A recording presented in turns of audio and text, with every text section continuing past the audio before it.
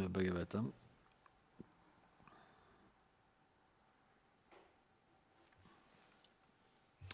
Verset 54 du chapitre 7, intitulé La punition d'Ashvatam.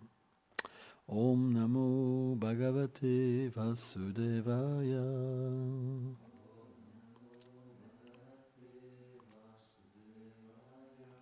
Om Namo Bhagavate Vasudevaya.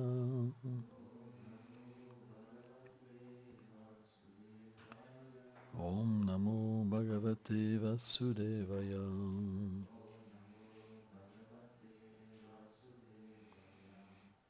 Kurum Praptisrutam Satyam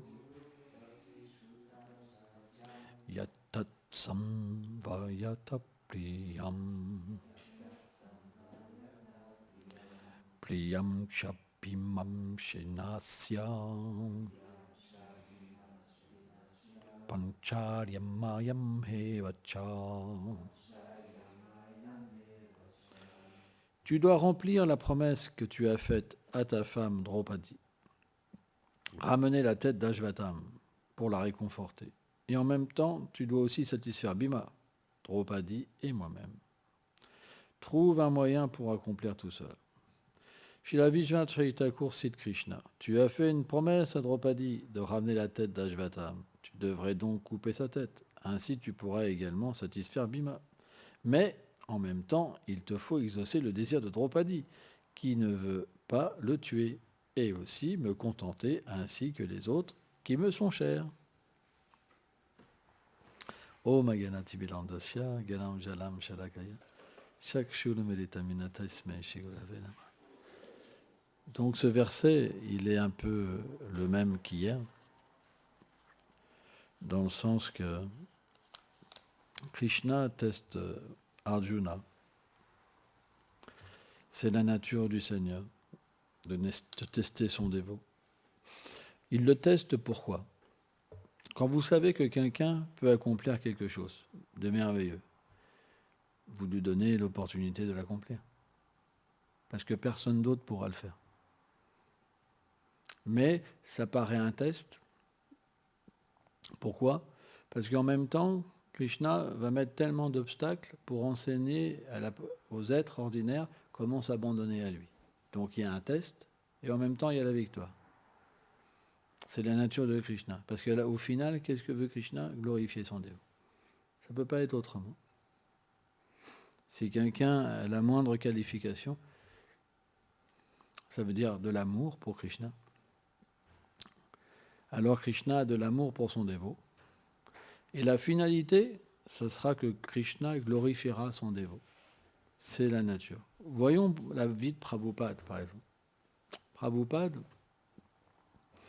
a reçu l'ordre de son maître spirituel et de Krishna de distribuer les enseignements de Chaitanya Mahaprabhu. Et automatiquement, il s'est retrouvé dépourvu. Bien qu'il n'était pas dépourvu, il est quand même parti sans un sou, sans rien. Pourtant, Krishna savait tout. Pourquoi Krishna a fait ça ? Il aurait pu directement lui donner des milliards.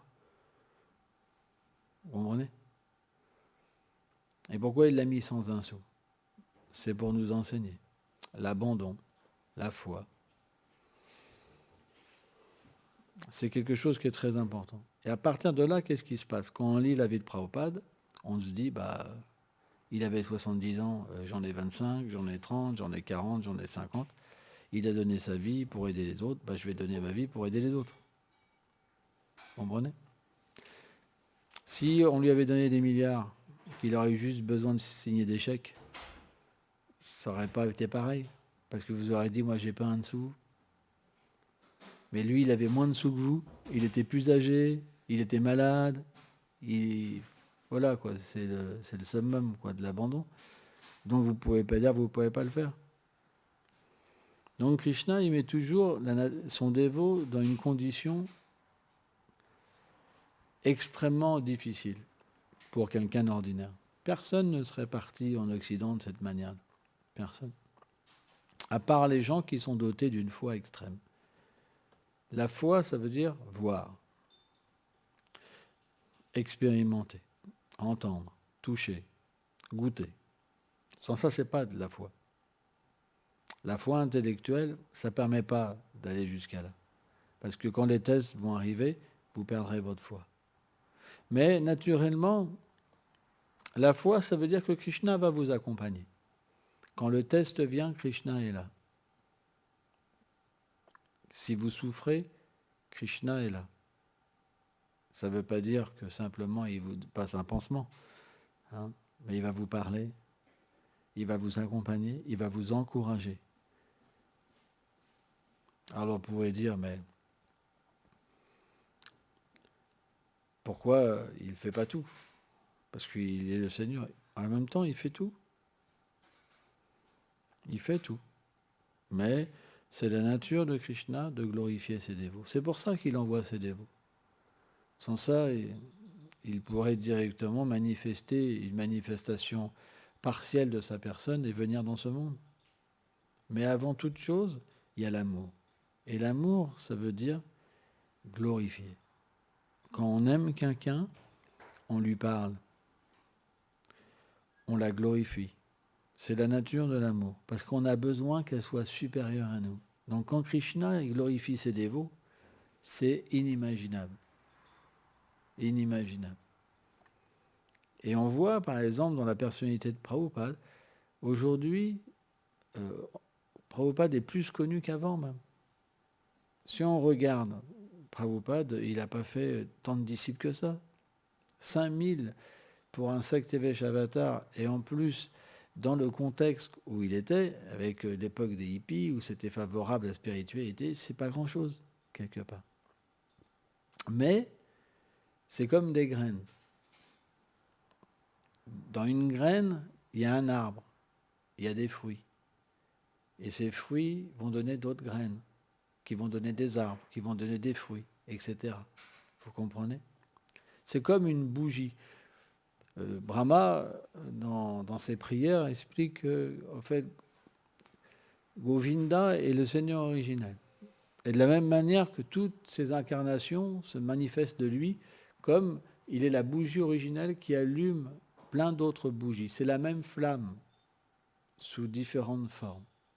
De la même manière, quand le Vaishnava distribue la miséricorde de Krishna, ce n'est pas sa miséricorde à lui qui distribue. Des fois, c'est mal compris. C'est pour ça que parfois les dévots ont un esprit sectaire. C'est la miséricorde de Radharani que Prabhupada est venu donner. La miséricorde de Gauranga que Prabhupada est venu donner. Et cette miséricorde, finalement, elle est universelle. Vous comprenez? Mais parce qu'il est un messager, et parce que Krishna veut glorifier, alors naturellement, on doit le glorifier pour obtenir le plein bénéfice de la miséricorde. Et devenir nous-mêmes un arbre, une graine qui va prendre racine dans le sol, et qui va devenir un arbre, et qui va porter des fruits. Mais ces fruits, finalement, si on regarde, ils ne sont pas différents. Parce que qu'est-ce qu'on sait de Krishna? Ce que Prabhupada nous a enseigné. Comment on sait s'habiller? Comment on sait manger? Tout nous vient de Prabhupada. Donc, c'est le même fruit. Vous comprenez? Et surtout, si on reçoit des instructions directes de Prabhupada, c'est sa même mission. Il n'y a pas de différence. Sauf que naturellement, Prabhupada, il peut être perçu de différentes façons. Comme les chrétiens perçoivent Jésus de différentes façons. Il y aura des mouvements reliés à Prabhupada de différentes façons parce que Prabhupada a des qualités tellement merveilleuses et exceptionnelles qu'automatiquement il ne peut pas être perçu par tout le monde de la même façon. Ce n'est pas possible. Et ça, c'est quelque chose qu'on verra dans les générations futures. On verra des groupes de dévots qui seront... voilà, il y aura différentes missions de Prabhupada. Et pas qu'une. Déjà, ça commence. Déjà. Pourquoi? Parce que tous ne se retrouvent pas avec une même conception, puisque le dévot va se révéler différemment. Par exemple, un dévot qui est plus néophyte lié à un aspect externe de Prabhupada, il va avoir une mission. Mais celui qui a un bhajan pur et qui voit la forme de Prabhupada éternel, il aura une autre vision de Prabhupada. Et ça peut quelque part différer parce que les sentiments sont différents, l'approche est différente. Vous comprenez? Et automatiquement, ce qu'un dévot va donner à un certain niveau et ce qu'un autre dévot va donner à un certain niveau, ça peut différer. Pourtant, c'est la même mission. Mais il y a des fruits qui sont mûrs, il y a des fruits qui sont moins mûrs aussi. C'est normal. Hein? Mais le point, c'est que peu importe l'arbre, puisque tous sont reliés à Prabhupada, tout le monde peut obtenir le fruit mûr quand même.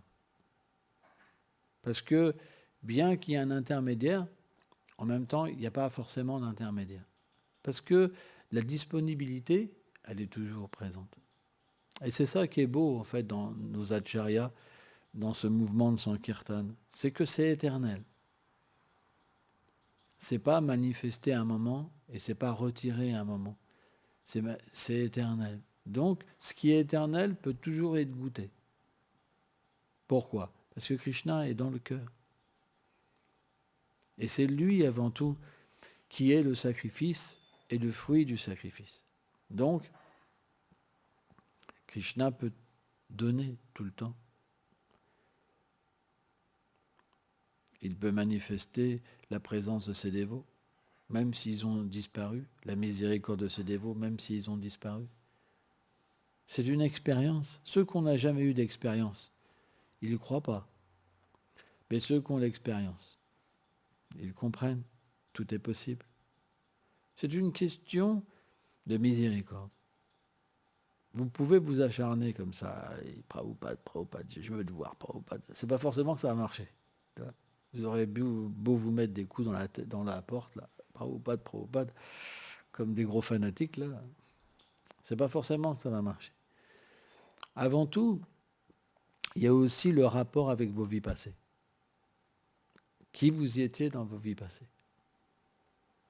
Krishna, dans la Bhagavad Gita, explique que quelqu'un qui a pratiqué dans ses vies passées, lorsqu'il reprend sa pratique, il peut être bien plus élevé qu'une personne qui pratique depuis 30 ans, 40 ans, 50 ans. Et c'est ça qui fait la différence. C'est que naturellement, quand quelqu'un qui était déjà qualifié dans ses vies passées pratique, alors le rapport qu'il a avec la bhakti, il est complètement différent. Parce qu'il peut voir ces personnalités venir le chercher. Parce qu'il était déjà disciple de ces personnalités, même dans les vies passées. C'est ça, en fait, les Vaishnavas qualifiés. C'est qu'ils se suivent, en fait. On ne devrait jamais, penser que Krishna ne suit pas son dévot. Krishna le suit. Et en temps voulu, il lui rappelle ce qu'il a déjà accompli. Donc automatiquement, c'est difficile de percevoir qui est qui, à moins qu'on soit nous-mêmes avancés spirituellement. Quelqu'un peut naître dans une condition la pire et être un grand Vaishnava, parce que c'est la nature de Krishna de pouvoir faire ça. Srila Bhaktisiddhanta explique dans les teneurs et portées du Chaitanya Bhagavat, sur Lilas Thakur, que voilà, le Seigneur peut faire naître son dévot dans toutes les conditions. Et heureusement d'ailleurs. Parce que quand un dévot naît dans une situation humble ou complètement déchu, alors tout le monde peut se dire c'est pour moi. Si à chaque fois qu'un dévot devait naître dans une famille noble, qui mangeait jamais de viande, et jamais de vie sexuelle illicite, qui prenait pas de drogue, etc., bah, ça serait pour aucune personne. Vous serez comme certains Indiens qui vont vous dire, bon, bah, il faut qu'ils reprennent naissance en Inde pour atteindre la miséricorde. Il y en a beaucoup qui pensent ça. C'est quelque chose de terrible. C'est une très mauvaise compréhension du mouvement de Sankirtan. Moi, j'en ai vu un paquet. Hein. Ouais, il y a une grosse contamination en Inde avec ça. Hein. Ah ouais. Hein. Nous, on a nos contaminations, mais ils en ont aussi. Hein. Ça n'a pas le même visage, mais sans air. Et puis des balaises. Ah ouais. Ah ouais, j'ai vu des choses. Hein. Je pensais même pas que ça pouvait exister dans le mouvement de Sankirtan. Et pourtant, c'est une réalité. C'est pourquoi des personnages historiques comme Prabhupada, c'est des personnages libératoires, dans le sens qu'ils donnent la possibilité d'une révolution. Alors bien sûr, la révolution, avec les gens qui sont des conservateurs, elle ne peut pas s'exprimer vraiment. Mais ceux qui sont véritablement libérés, ils peuvent engager et faire cette révolution. Le mouvement de Mahaprabhu, il doit aller dans toutes choses. Il doit toucher toutes les couches sociales, tout. Ça ne peut pas être juste réservé à des gens qui sont juste dans la vertu, qui se coupent de tout, qui vivent simplement entre eux. C'est pas possible. C'est réservé pour tout le monde. Et c'est ça la mission de Prabhupada. C'est qu'on devra s'adapter à toutes les tenues vestimentaires, à toutes les sortes de musique, à toutes les alimentations. Alors bien sûr, on ne mange pas de viande, pas de poisson, pas d'œufs, pas toutes ces choses-là. Mais peu importe de la manière que vous cuisinez pour Krishna, si c'est des aliments qu'ils peuvent accepter, c'est pas grave. Peu importe de la manière que vous jouez de la musique, c'est pas grave. Peu importe de la manière que vous vous habillez, c'est pas grave. Peu importe si vous ayez une moto, un vélo, un Solex, je sais pas, une planche à voile, une trottinette, peu importe. On s'en moque. Ce qui compte, c'est que les gens puissent être des dévots du Seigneur et se libérer. Et c'est ça qui est important. Et le mouvement, en ce moment, il est gangréné, quoi. Personne ne supporte personne. C'est terrible, la situation de ce mouvement. Il y a eu une révolution qui a commencé, mais elle s'arrête. On dirait que vraiment, ça devient religieux, de plus en plus religieux, quoi. Non, il faut garder cette conception véritablement révolutionnaire. Le plus important, c'est la dévotion dans le cœur. C'est pas l'apparence. C'est la bhakti. C'est par la bhakti qu'on obtient Krishna. C'est par ça qu'on peut avoir le bhajan, chanter purement. C'est pas par le look, par l'apparence, par la bonne façon de penser, de parler. Pardon. L'apparence, c'est pas important. Ce qui compte, c'est de la manière que vous le servez. C'est ça qui est très important. Et surtout, chanter. On reconnaît un dévot parce qu'il chante. S'il ne chante pas, c'est qu'il n'est pas un dévot. C'est juste extérieurement. Dans cet âge, le Seigneur a demandé qu'on chante son nom. Si quelqu'un ne chante pas, c'est qu'il y a un problème. On reconnaît un dévot par le fait qu'il chante. Peu importe que sur votre tête vous ayez une crête, mais si vous chantez, alors le Seigneur est avec vous. C'est pas le look qui compte. Bon, ça c'est un extrême, mais c'est pas le look qui compte. Ce qui compte, c'est le goût que vous avez pour chanter. Si vous ne chantez pas, c'est que vous êtes très loin. Moins une personne chante, plus vous pouvez comprendre qu'elle est loin. Ce n'est pas les belles paroles, c'est le chant. Si quelqu'un est attaché au chant, c'est un dévot. C'est très important à comprendre. C'est pourquoi on doit inspirer les gens à chanter, sans offense. Et on doit avant tout chanter sans offense. On doit avoir un chant pur, avec des sentiments. Parce que si on chante sans offense, on va inspirer les gens à chanter sans offense.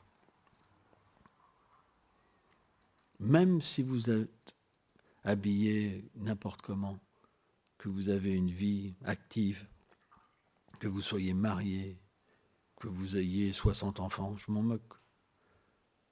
Ce que vous voulez.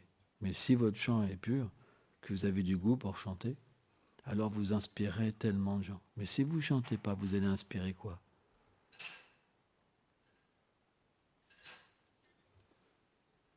Vos activités, elles n'auront pas de force. Vous serez attiré par le plaisir des sens. Juste par la vie sexuelle. et vous serez illusionné par les liens du corps.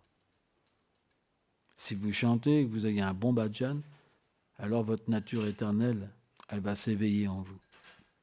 Et vous pourrez avoir une relation avec les êtres à ce niveau-là. C'est ça, les vraies relations d'amour. Sans ça, ça vaut rien. Ça nous empêtre dans le monde matériel. C'est ce qu'explique Prabhupada du début à la fin de ses livres. Si vous lisez les livres de Prabhupada, vous allez comprendre. Il est venu faire une révolution dans le cœur, pas une révolution religieuse. Il a implanté des choses, c'est vrai, mais il a aussi donné le pouvoir d'engager toutes les choses. Et c'est ça qu'on a besoin. La preuve, c'est qu'il a engagé des hippies.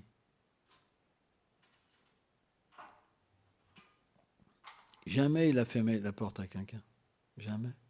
Prabhupada, au 26 2e avenue, les gens, ils venaient, ils étaient sous LSD. Il leur a jamais fermé la porte. Il y avait plein de personnes qui avaient des problèmes psychiatriques. Prabhupada, il ne vivait pas simplement chez Krishna pour son petit bonheur, en se disant, ah, lui, ça ne me plaît pas. Notre mission, la mission de Prabhupada, elle est une. Elle est de se préparer à accueillir les gens. Ça va nous tomber dessus, c'est juste question de temps. Et là, vous ne pourrez pas discriminer en disant celui il a un problème, celui il a un problème, parce que vous perdrez toute la miséricorde. Et c'est même vous qui allez contracter tous ces problèmes que vous voyez chez les autres. C'est pour ça que graduellement, il y a des gens qui vont se rapprocher de nous, il faudra trouver des moyens pour les protéger. Il faudra trouver des moyens pour leur donner de l'affection et de l'amour, peu importe le niveau où ils sont. C'est notre travail. Prabhupada a fait ça. Sans ça, vous n'êtes pas avec Prabhupada. Prabhupada a fait ça. Il s'est occupé de gens malades. Vrai ou pas? Est-ce que vous êtes prêt à faire ça? C'est pas si simple. Vous allez dire oui. C'est pas si simple. C'est pas si simple. Et pourtant, si on ne le fait pas, il n'y aura pas le succès. Parce que ce n'est pas des gens forcément équilibrés qui vont venir. C'est toutes sortes de personnes. Parce que les gens qui souffrent, c'est eux qui frappent à la porte. Qui ont frappé à la porte de Prabhupada?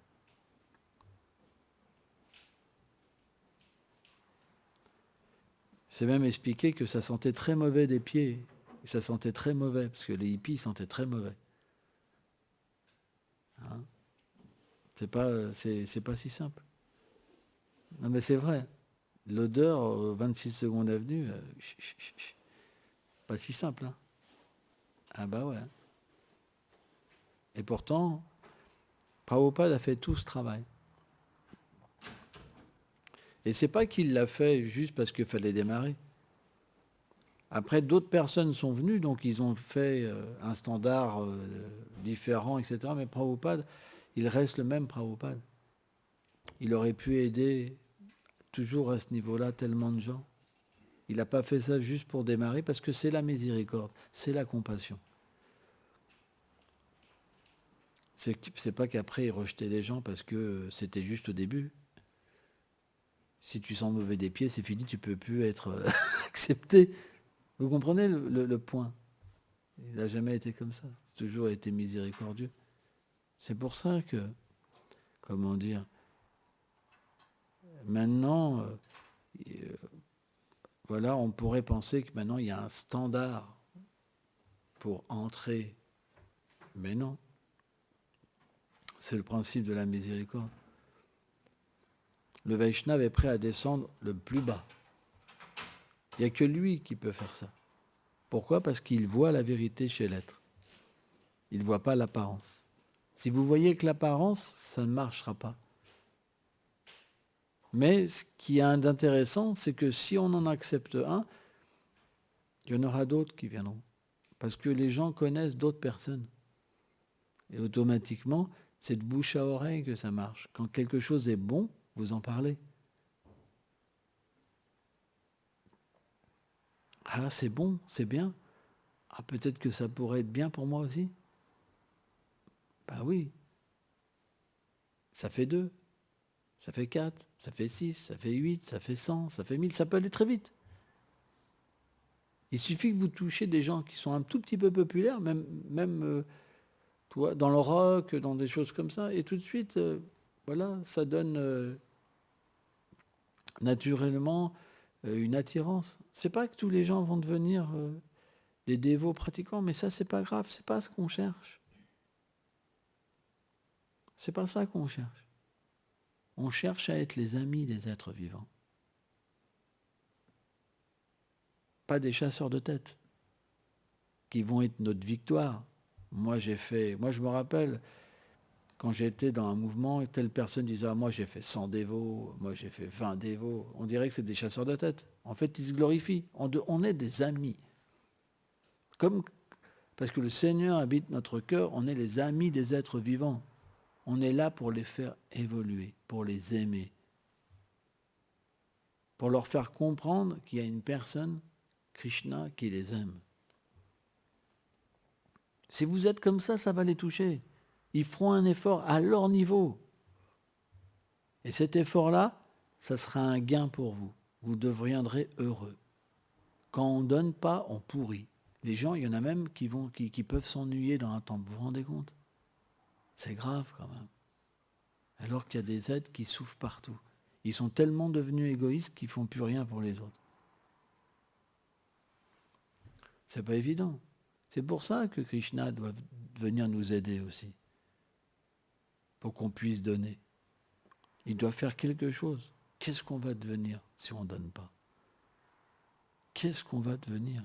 Vous êtes posé cette question? Combien de temps on va pouvoir garder notre standard si on ne donne pas? Parce que si on donne, on reçoit.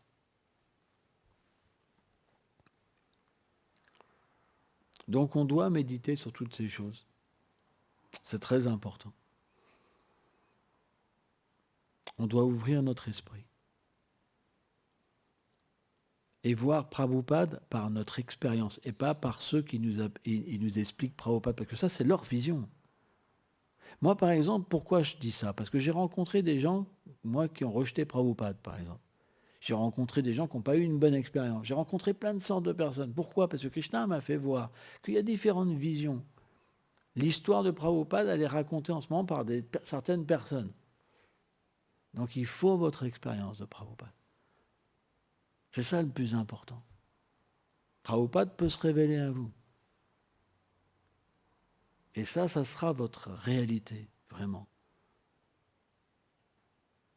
Parce que des grandes personnalités, ils existent toujours. Et ils existent en temps, lieu et circonstances. Ce qui s'est passé il y a 40 ans, c'est complètement différent de ce qui se passe aujourd'hui. Donc si on nous, on nous tétanise avec des choses qui avaient lieu qu'à 40 ans alors qu'il aurait parlé complètement différemment aujourd'hui, vous comprenez, c'est presque même plus d'actualité. Les enseignements ne bougent pas philosophiquement, mais les cas par cas. Les enseignements qu'il a donnés à ses disciples, ils bougent. Vous comprenez? À un, il peut dire quelque chose, à l'autre, il peut dire l'inverse. Et c'est ce qu'on voit souvent. Il y a des sortes de contradictions toujours dans les enseignements des Vaishnavas, parce que telle personne, on peut lui enseigner ça, et l'autre, c'est complètement mauvais pour lui. C'est comme un médecin. Ce n'est pas le même médicament qui va aller à chacun. Par contre, l'enseignement global, il reste le même. C'est ça qu'on garde. C'est pour ça qu'il faut une expérience de Prabhupada. Sans ça, on se retrouve avec des personnes, finalement, qui nous enseignent quelque chose qui est plus forcément même adapté. C'est pour ça que ce mouvement, il doit évoluer. Et c'est pour ça qu'il évoluera. Et c'est pour ça qu'il y aura des branches, et encore des branches, et encore des branches, et encore des branches. Parce que ceux qui ont l'expérience, naturellement, cette expérience fait que la voix va s'adapter de nouveau, et de nouveau, et de nouveau, et de nouveau, et de nouveau. Et c'est ça qui est important. Hein. C'est pourquoi on n'est pas des conservateurs. On est des personnes qui s'adaptent toujours. et qui veulent véritablement être proches de Prabhupada. Prabhupada, avant tout, c'était notre ami. On veut être les amis des êtres vivants. Et c'est pour ça que, naturellement, on doit devenir non sectaire. Et pas créer une image de Prabhupada comme une personne qui voulait être tout seul, qui aimait personne. C'est pas ça, Prabhupada. Prabhupada, c'est un être d'amour, très ouvert d'esprit. Donc, voilà, parfois des choses se glissent sous le nom de Prabhupada, mais est-ce que c'est vraiment ça? Vous comprenez? C'est pour ça qu'il faut avoir notre expérience. L'expérience est la chose la plus importante. L'expérience, on doit l'avoir par nous-mêmes. Si un enseignement est authentique, ça veut dire qu'on doit la pouvoir avoir l'expérience. Sans ça, c'est bizarre. Tu vois? Il y a comme ça des sortes de dévots, quand vous allez avoir une expérience, ils vont dire non, non, non, c'est pas une expérience. Mais l'expérience, elle doit pouvoir être là. Alors bien sûr, on doit être accompagné par un sadhu pour ne pas se tromper. Tout le monde devrait être accompagné par un sadhu. Mais c'est naturel qu'on ait une expérience. Et cette expérience, c'est la foi. C'est ça qui sera notre foi. On marche tous de la même manière. Qu'on soit un matérialiste ou qu'on soit un spiritualiste, on marche tous de la même manière, avec l'expérience. Et cette expérience, c'est notre sentiment. C'est pour ça que quelqu'un qui est matérialiste, on dit que c'est un sentimental, parce que il est plus sur les sentiments matériels. Donc il va analyser la situation avec des sentiments matériels. Mais qu'est-ce que c'est un dévot? C'est quelqu'un qui a des sentiments spirituels et qui analyse avec des sentiments spirituels, c'est la même chose. Et entre les deux, vous avez naturellement le Gyani, celui qui réfléchit à la circonstance à travers l'intelligence vertueuse. Vous comprenez? Mais le pur dévot, lui, c'est pas par l'intelligence, c'est par le sentiment, par son bhave. Alors que le matérialiste, c'est aussi par son sentiment, mais matérialiste. C'est pour ça que le dévot intermédiaire, vraiment, il doit discriminer à travers l'intelligence vertueuse, qui sont les écritures et les enseignements des sadhus. Mais naturellement, une fois qu'il discrimine de cette manière-là, qu'est-ce qui va se passer? Krishna va réciproquer avec lui. Et l'expérience sera aussi possible. Mais l'expérience, c'est la chose la plus importante. Parce que si vous n'avez pas l'expérience, vous pouvez abandonner votre foi et en prendre une, même inférieure. Vous comprenez? Par exemple, Bouddha Siddhartha, comment il a fait pour répandre sa doctrine? C'est juste parce qu'il avait l'expérience et il rencontrait des sadhus qui étaient des gourous qui n'avaient pas d'expérience. Et ils sont tous abandonnés à lui parce qu'ils n'avaient pas d'expérience. Vous comprenez? Et pourtant, l'expérience de Bouddha, c'était simplement au niveau du Brahman. Ce n'était pas très élevé. Un Vaishnava réalisé aurait pu remettre Bouddha en place. Vous comprenez? Parce que ce n'est pas très élevé comme réalisation. Mais pourtant, tous les sadhus qu'il allait voir, il les défaisait. Il devenait ses disciples. Parce qu'il y avait l'expérience. Il parlait au niveau de l'expérience réalisée. Et c'est ça qui est important. C'est ça qui touche les gens. Et naturellement, cette expérience pour un Vaishnava, elle vient par la confiance. Si vous avez confiance, l'expérience viendra. Par exemple, qu'est-ce que c'est la confiance? C'est de prendre la main d'une personne. Si vous prenez la main de Prabhupada, vous aurez l'expérience. Parce que si vous prenez la main d'une grande personnalité, elle vous amène là où elle vit. C'est naturel. C'est pour ça que, comment dire, on doit accepter les enseignements d'une personne, mais avec de l'amour. On doit en accepter avec un sentiment, comment dire, d'appartenance, un sentiment, un lien fort. Sans ça, ça ne marche pas. Il faut une relation. Alors c'est vrai qu'au niveau de l'absolu, l'écriture et la personne, c'est pas différent, etc., etc. Et ça s'applique avec tous les sadhus.